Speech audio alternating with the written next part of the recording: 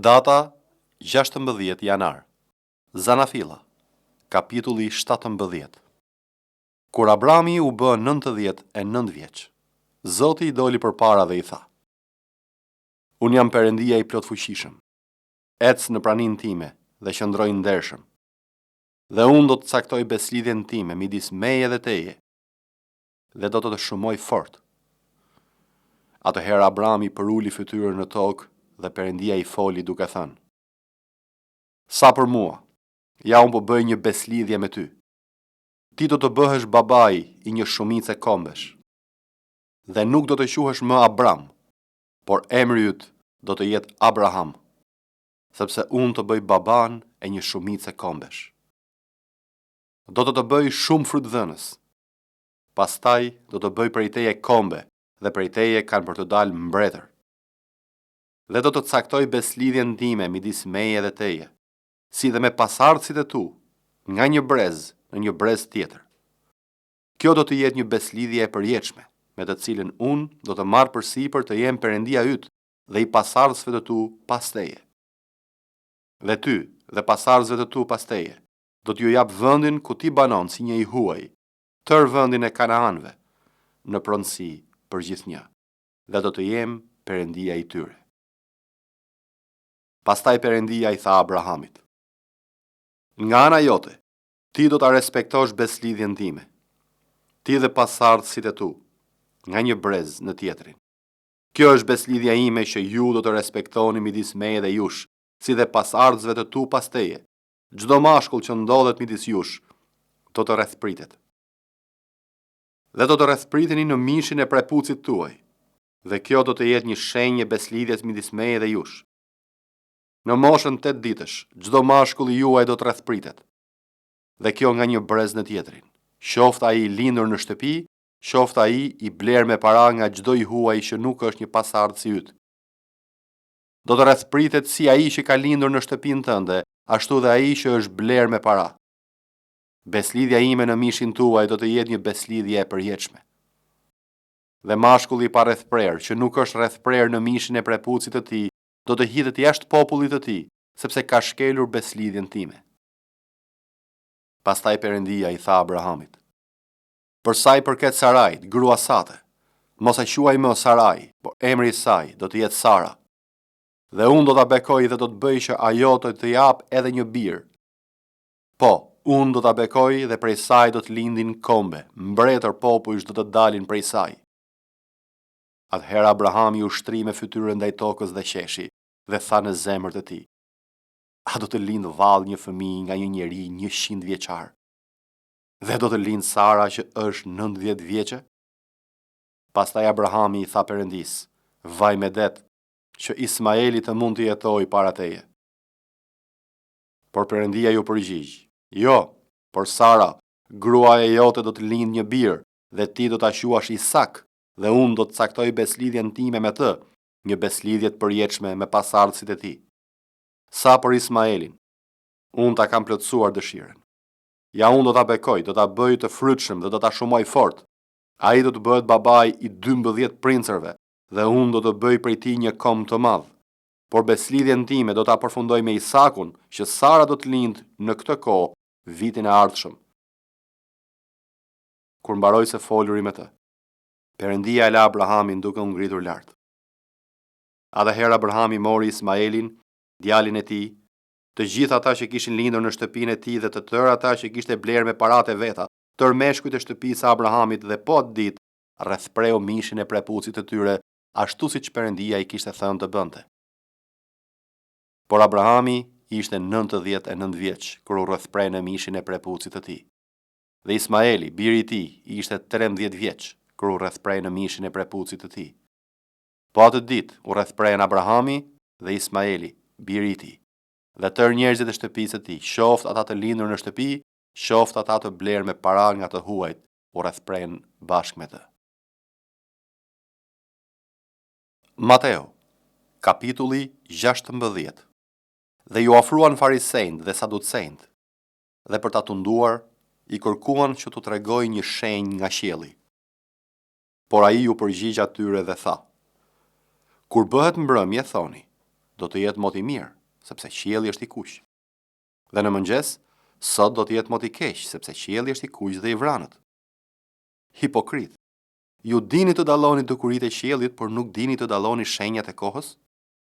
Një brez i mbrapsht dhe kur shkeles kërkon shenjë, dhe nuk do t'i jepet asnjë shenjë përveç shenjës së profetit Jona.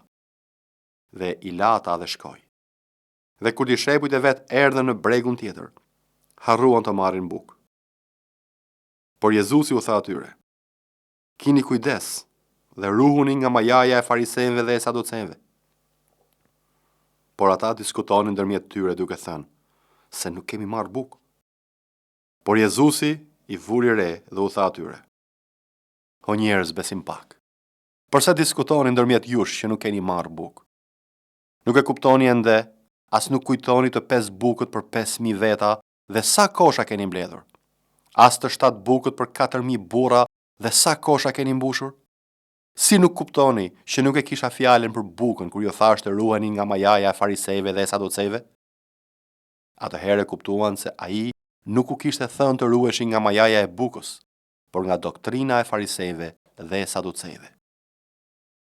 Por Jezusi, kur erdhi në krahinën e Cezaresë së Filipit, i pyeti dishepujt e vet: "Kush thon njerëzit se jam unë, biri i njeriut?" Dhe ata thanë: "Disa Gjon Pagzori, të tjerë Elia, dhe të tjerë Jeremia ose një nga profetët." Dhe ai u tha atyre: "Po ju, kush thoni se jam unë?" Dhe Simon Pietri duke u përgjigjur tha: "Ti je Krishti, biri i Perëndisë së gjallë." Dhe Jezusi duke u përgjigjur i tha: "I lumtur je ti o Simon, biri Jonas, sepse këtë nuk ta zbuloi as mishi as gjaku, por Ati im që është në qiej. Dhe unë po të them gjithashtu se ti je Pietri, dhe mbi këtë shkëmb do të ndërtoj kishën time, dhe dyert e ferrit nuk do ta mundin atë. Dhe unë do të jap çelësat e mbretërisë së qiejve. Ç'të kesh lidhur mbi tokë, do të jetë lidhur në qiej, dhe ç'të kesh zgjidhur mbi tokë, do të jetë zgjidhur në qiej."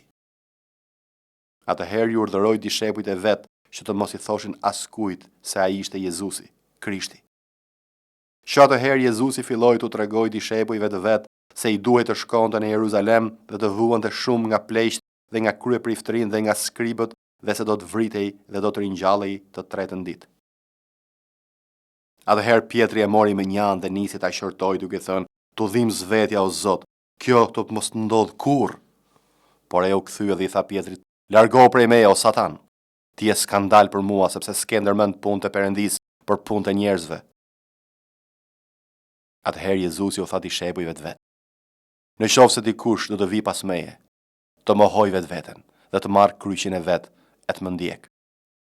Sepse ai që do ta dojë të shpëtojë jetën e vet, do ta humbas, por ai që do ta humbas jetën e vet për hirin tim, do ta gjejë atë. Sepse ç'përfitim ka njeriu nëse fiton gjithë botën, por humb shpirtin e vet? Ose çfarë do të jap njeriu si shkëmbim të shpirtit të vet? Sepse biri i njeriut do të vijë në lavdinë e Atit të vet bashkë me ëngjëjt e tij, dhe atëherë do të shpërblej secilin sipas veprës së tij. Në të vërtetë, ju them, janë disa nga ata që qëndrojnë këtu që nuk do të shijojnë vdekjen derisa të shikojnë birin e njeriut të vijë në mbretërinë e vet." Nehemia, kapitulli 6. Kur Sanballati, Tobiahu dhe Geshem Arabi dhe armiqtë tanë të tjerë mësuan që unë kisha rindërtuar muret dhe që nuk kishte mbetur asnjë e qarë në to, megjithëse atëherë nuk I kisha vënë ende kanatët e portave, Sanballati dhe Geshemi më dërguan fjalë: "Eja dhe takohemi bashk në një nga fshatrat e luginës së Onës." Por ata mendonin të ma punonin. Kështu unë u dërgova atyre lajmëtar për të thënë: "Jam duke bërë një punë të madhe dhe nuk mund të zbres. Pse duhet ta ndërpresim punën, kur unë po e lë për të zbritur tek ju?" Plot 4 herë ata më quan njerëz për të thënë të njëjtën gjë, dhe unë u përgjigja në të njëjtën mënyrë. Atëherë Sanballati më dërgoi shërbëtorin e tij që të më thotë po atë gjë për të 5ën herë me një letër të hapur në dorë në të cilën ishte shkruar: "Është përhapur fjala midis kombeve, dhe gashmu e pohon këtë, që ti dhe judejt po kurdisni një rebelim. Prandaj, sipas këtyre zërave, ti po rindërton muret për të bërë mbreti I tyre, dhe madje ke caktuar profet për të bërë shpalljen tënde në Jeruzalem duke thënë: ka një mbret në Jud. Tani këto gjëra do t'i njoftohen mbretit, prandaj eja dhe të këshillohemi bashk. Por unë i qova për të thënë, punët nuk janë ashtu si thua ti, por ti i shpik në mendjen tënde. Tërë këta njerëz në fakt donin të na trembnin edhe thoshin, duart e tyre do ta lënë punën që do të mbetet e papërfunduar. Prandaj tani o Perëndi, forco duart e mia. Atëherë unë shkova në shtëpinë e Shemajahut, birit të Delajahut, që ishte bir i Mehetabeelit, që ishte mbyllur aty brenda. Ai më tha: takohemi bashkë në shtëpinë e Perëndis, brenda tempullit, dhe mbyllim portat e tempullit, sepse do të vinë të të vrasin, ata do të vinë natën të të vrasin. Por unë ju përgjigja: a mundet një njeri si unë të marrë Aratin? A mundet një njeri si unë të hyjë në tempull për të shpëtuar jetën? Jo, unë nuk do të hyj. Kuptova pastaj që Perëndia nuk e kishte dërguar, por kishte shqiptuar atë profeci kundër meje, sepse Tobiahu dhe Samballati e kishin paguar. Ishte paguar pikërisht për këtë, për të më trembur dhe për të më shtyrë të veproj në atë mënyrë dhe të më katoj, dhe kështu të më dilte një nam i keq dhe të mbulohesha me turp. O Perëndia im, kujtoje Tobiahun dhe Sanballatin për këto veprat e tyre, si dhe profeteshen Noadiah dhe profetet e tjerë që kanë kërkuar të më trembin. Muret u përfunduan ditën e 25 të muajit elul, brenda 52 ditëve. Kur tërë armiqtanë mësuan këtë gjë dhe tërë kombët që na rrethonin e pan, e ndjen veten shumë të dëshpëruar, sepse e kuptuan që kjo ishte vepër e kryer me ndihmën e Perëndisë son. Në ato ditë, edhe paria e Judës i dërgonte shpesh letra Tobiahut dhe merrte letra prej Tobiahut. Shumë në Jud ishin në fakt të lidhur me të me anë të betimit, sepse ai ishte dhëndër i Shekanjahut, birit të Arahut, dhe biri i tij Jehonahan ishte martuar me të bijen e Meshulamit, birit të Berekjahut. Edhe në praninë time ata flisin mirë për të dhe ja njoftonin fjalët e mia, dhe Tobiahu dërgonte letra për të më trembur. Veprat e apostujve, kapitulli 16. Dhe arriti në Derb dhe në Listra. Dhe ja, atje ishte një dishepull me emër Timote, bir një gruaje judease besimtare dhe i një ati grek, për të cilin jepnin dëshmi të mirë vëllezërit e Listrës dhe të Ikonit. Pali deshi që të dilte me të. Kështu e mori, e rrethpreu për shkak të judejve që ishin në ato vende, sepse të gjithë e dinin se jadi ishte grek. Dhe duke kaluar në përqytete, i urdhëronin ata të zbatonin vendimet e vendosura nga apostujt dhe nga pleqt në Jeruzalem. Kishat pra po forcoheshin në besim dhe rriteshin në numër për ditë. Kur po kalonin në për Frigji dhe në krahinën e Galatis, u penguan nga fryma e shenjtë që të shpallin fjalën në Azi. Si arritën drejt Misis, ata tentuan të shkonin në Bitini, por fryma nuk i lejoi. Kështu si e përshkuan Misinin, zbritën në Troas. Dhe gjatë natës, palit ju shfaq një vegim. I qëndronte para një burr Maqedonas që i lutej dhe i thoshte: kalon Maqedoni dhe na ndihmo. Dhe si e pa vegimin, kërkua menjëherë të shkojmë në Maqedoni, të bindur se Zoti na kishte thirrur që t'u shpallim atyre ungjillin. Prandaj, duke lundruar nga Troasi, u drejtuam për në Samotrak dhe të nesërmen në Neapolis. Dhe prandej në Filipi, që është qyteti i parë i asajane të Maqedonisë dhe kolonie romake, dhe ndenjem disa ditë në atë qytet. Ditën e Shabatit dolëm jashtë qytetit pranë lumit, ku ishte vendi i zakonshëm për lutje, dhe si u ulëm, u folëm grave që ishin mbledhur atje. Dhe një grua me emrin Lidia, që ishte tregtare të purpurtash nga qyteti i Tiatirës dhe që e adhuronte Perëndin, po dëgjonte. Dhe Zoti ja hapi zemrën për të dëgjuar ato që thoshte Pali. Dhe si ajo u pagëzua me shtëpinë e saj, na u lut duke thënë: në qoftë se më keni gjykuar se jam besimtare ndaj Zotit, hyni në shtëpinë time dhe rrini. Dhe na detyroi të pranojmë. Dhe ndodhi që kur po shkonin për lutje, na doli para një shërbëtore e re, që kishte një frymë falli, e cila duke u treguar fati njerëzve, u sillte shumë fitime zotërinjve të saj. Ajo u vu të ndjek Palin dhe ne, dhe bërtiste duke thënë: këta njerëz janë shërbëtorë të Perëndisë më të lartë dhe na shpallin udhën e shpëtimit.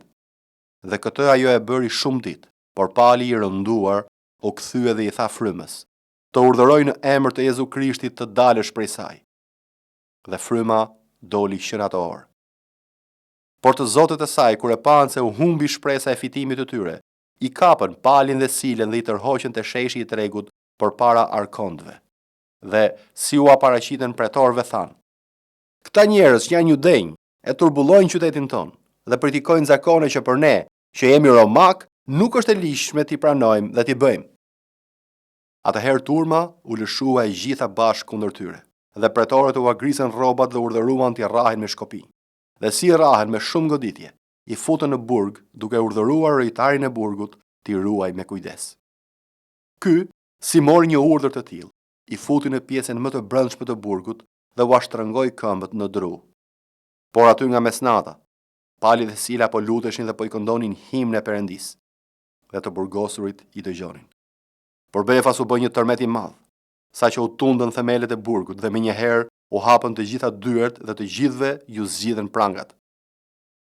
Rojtari i burgut, kur u zgjua dhe pa dyert e burgut hapura, nxori shpatën dhe donte të vriste veten, duke menduar se të burgosurit kishin ikur. Por pali thirri me zë të lartë duke thënë: "Mos i bëj ndonjë të keqe vetes, sepse të gjithë jemi këtu." Atëherë ai kërkoi dritë, u turr brenda dhe duke u dridhur i tëri u ra ndër këmbë palit dhe cilës, pastaj i priu jashtë dhe tha: "Zotërinj, ç'duhet të bëj unë që të shpëtohem?" Dhe ata i thanë: "Beso në Zotin Jezu Krisht dhe do të shpëtohesh ti dhe shtëpia jote." Pastaj ata i folën fjalën e Zotit atij dhe gjithë atyre që ishin në shtëpinë e tij. Dhe ai i mori shën atë orë të natës dhe u alau plagët. Dhe ai dhe të gjithë të tij u pagëzuan menjëherë. Dhe si ngjiti në shtëpinë e tij, u ashtroi tryezën dhe u ngazëllua me gjithë shtëpinë e tij, që kishte besuar në Perëndin. Kur u gdhi, pretorët dërguan liktorët t'i thonë rojtarit: "Lëri të lirë ata njerëz." Dhe rojtari i burgut i tregoi palit këto fjalë: "Pretorët kanë dërguar fjalë që të liroheni, dilni pra dhe shkoni në paqe."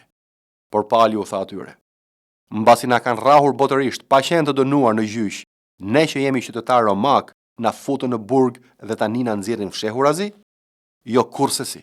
Le të vinë vetë ata që të na nxjerrin jashtë." Dhe liktorët u treguan këto fjalë pretorëve, dhe ata u friksuan kur dëgjuan se ishin qytetarë romak. Atëherë erdhën dhe i lusnin, dhe si nxorën u kërkonin që të dilnin nga qyteti. Dhe ata si dolën nga burgu, hynë në shtëpinë e Lidias, dhe kur pan vëllezrit, i ngushëlluan dhe ikën.